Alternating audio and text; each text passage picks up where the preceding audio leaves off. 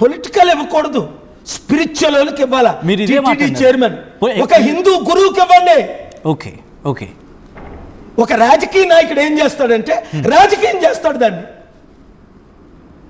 వేల కోట్ల ఆస్తి, లక్షల కోట్ల ఆస్తి మీరు నచ్చినోడికి ఇవ్వండి. నాకు పేర్లు ఏం తెలియదు, నాకు తెలిసిన ఆయన పెద్ద ఆయన చనిపోయారు, జగద్గురు స్వామి శంకరాచార్య. 100 కోట్ల హైందువులకి పెద్ద ఆయన, 4 పీఠాల్లో 2 పీఠాల అధిపతి. 2005 నుంచి రెగ్యులర్గా నా బ్లెస్సింగ్స్ తీసుకోవడానికి వస్తారు. జెడ్+ సెక్యూరిటీ ఆయనకి. చారిటీ సిటీకి వచ్చారు, అనేక ప్లేస్కి వచ్చారు. ఆయన లేరు, ఆయన ఉంటే ఇమ్మందు. 2022 నవంబర్లో ఆయన చనిపోయారు. చౌహాన్ చీఫ్ మినిస్టర్ కాల్ చేసి ఆయనకి స్టేట్ ఫ్యూనరల్ ఇప్పించారు. అరే ఆయన కాంగ్రెస్ సపోర్టర్, అంతకన్నా పెద్దోళ్ళు హిందుత్వాలో లేరు, ఆయనకి మీరు వెళ్ళండి హెలికాప్టర్లో స్టేట్ ఫ్యూనరల్ ఇవ్వండి, నేను రాలేకపోతున్నాను. ఎందుకు? ఆయన ఒక పోప్ ఆఫ్ 100 crore హిందూస్. గౌరవం ఇవ్వద్దా? దలైలామాకి గౌరవం ఇవ్వద్దా? బుద్ధిస్ట్ లీడర్కి. కిరణ్ రిజిజు ఎవరు? నా డిసైపుల్.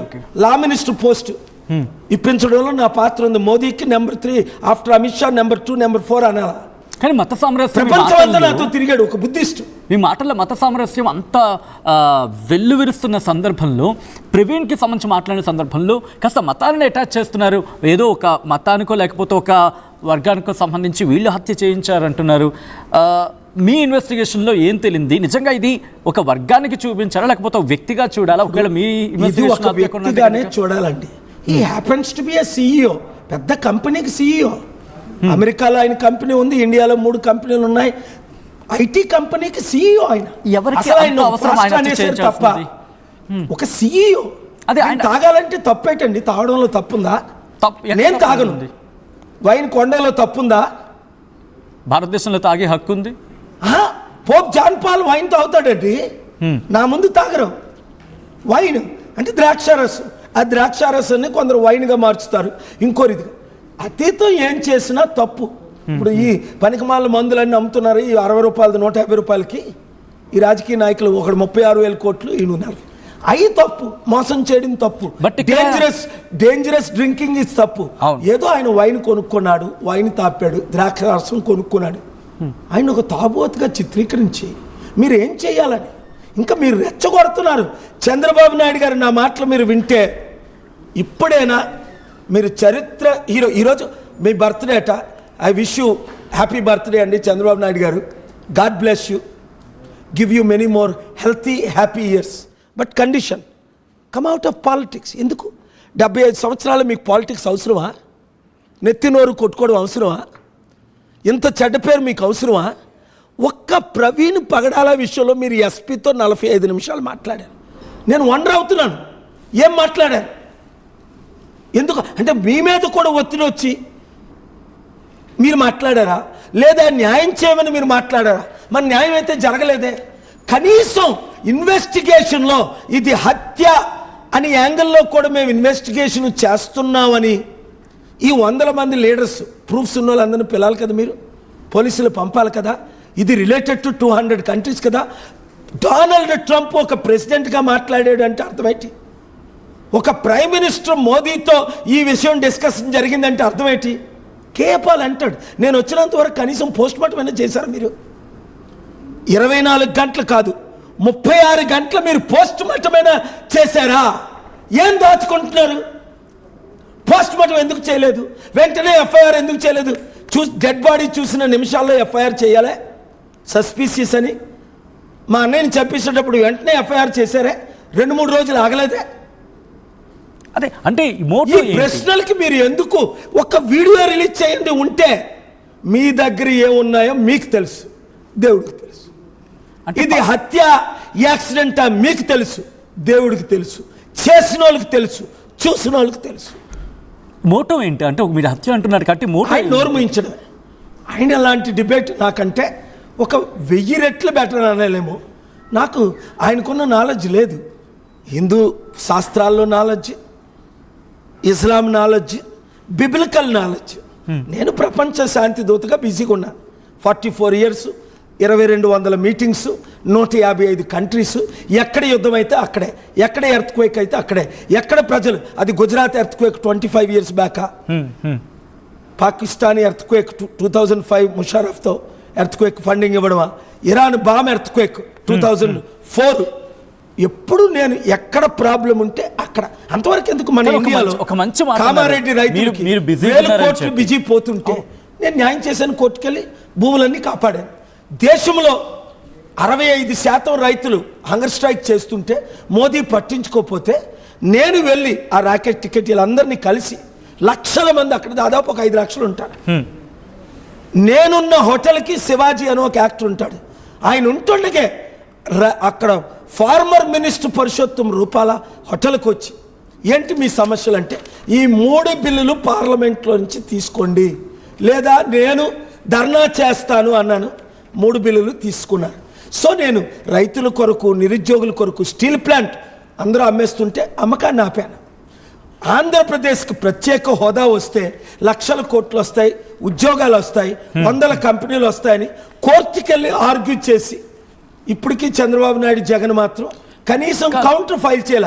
సో నేను ఇక్కడ ప్రవీణ్ ప్రగడాల ఒక క్రిస్టియన్ పాస్టర్ని ఫైట్ చేయట్లేదు, నేను ఒక హత్య జరిగింది ఆ యాంగిల్లో మీరు ఇన్వెస్టిగేట్ చెయ్యండి అని పోస్ట్ మార్టం రోజు నుండి నాకు చెప్పిన వారి పేర్లు నేను చెప్పక ఎవరికి చేయాల్సిన అవసరం ఉండింది? ఒక హత్య ఏంటి కనుక ఏం లాభం చేస్తుంటారండి? ఆయన నెంబర్ 1 డిబేటర్ ఇన్ ఇండియా. ఆయనతో కంపారిజన్ ఇంకొకరికి లేదు. 100 రెట్లు కాదు, 1000 రెట్లు బెటర్ అందరికంటే. ఆయన డిబేట్లు నేను ఇప్పుడు విన్నాను, నేనే కదా వెళ్ళాను.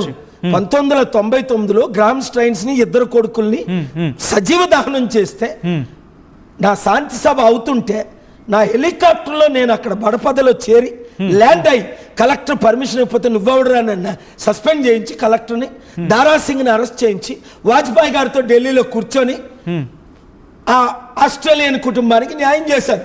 వాళ్ళు ఎవరో నాకు తెలియదు అప్పుడు వరకును, ఈ పేరు కూడా వినలా. ఇప్పుడు ప్రైవేట్ విషయంలో ఏం చేయబోతున్నారు? ఇదే ప్రవీణ్ విషయంలో హైకోర్టుకి వెళ్ళాను, సుప్రీం కోర్టుకి వెళ్తాను, ఇంటర్నేషనల్ కోర్టుకి వెళ్తాను, పబ్లిక్ వెళ్తున్నాను, న్యాయం జరిగే వరకు పోరాడతాను. ఇంకొక ప్రవీణ్ పగడాల హత్య, అది హిందూ ప్రీస్టుల్ని క్రిస్టియన్స్ చంపినా, ఒక ఖురాన్ని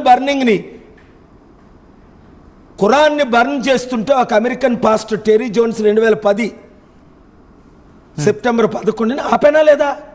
260 కోట్లు క్రైస్తవులు, అప్పుడు 260 కోట్లు, 200 కోట్లు ముస్లిమ్స్ అప్రిషియేట్ చేశారా లేదా? క్రైస్తవులు ముస్లిం మధ్య ఎందుకురా చిచ్చు పెడతామని కొన్ని 100 మందిని చంపేశారు ఆ మూర్ఖుని బట్టి. సో నేనేమంటానంటే పాస్టర్లు భయభ్రాంతులు అయ్యారు. వారు నోరు మూయించడానిక చంద్రబాబు నాయుడు గారు 5,000 10,000 ఇవ్వడు, 5 కోట్లు ఇచ్చిన దైవజనులందరూ నా గురించి నా జీవితాన్ని 1% అయినా మీరు ఫాలో అవ్వండి. 2,200 శాంతి సభలు పెట్టాను, లక్షల మందితో, కోట్ల మందితో. 200 కోట్లు నా మీటింగ్లు విన్నారు, 40 కోట్లు అటెండ్ అయ్యారు. ఈ 2,200 శాంతి సభల్లో 155 దేశాల్లో ఎప్పుడైనా రూపాయి చందా తీసుకున్నానా? యేసు ప్రభు తీసుకున్నాడు, బెనిహిన్ తీసుకున్నాడు, బిలిగ్రాన్ తీసుకున్నాడు. ఇక్కడైతే సతీష్ కుమార్ అన్నను ఓన్లీ చందాలు దండుకోవడమే, ఆయన ఫోటోకింత, దీనికింత, దానికింత అని. పాస్టర్లు అందరూ కొంతమంది బిజినెస్ కూడా చేయడం మొదలుపెట్టారు. మీకు 5,000 రూపాయలు అవసరమా? గవర్నమెంట్ ట్యాక్స్ డబ్బులు మీకు తిండి దొరకట్లేదా? దేవుడు మిమ్మల్ని పోషించట్లేదా? నీతి నిజాయితీ ఉన్న పాస్టర్లు ఎవరు? చంద్రబాబు నాయుడు మన ట్యాక్స్ పే డబ్బులు ఇస్తుంటే తీసుకోరు.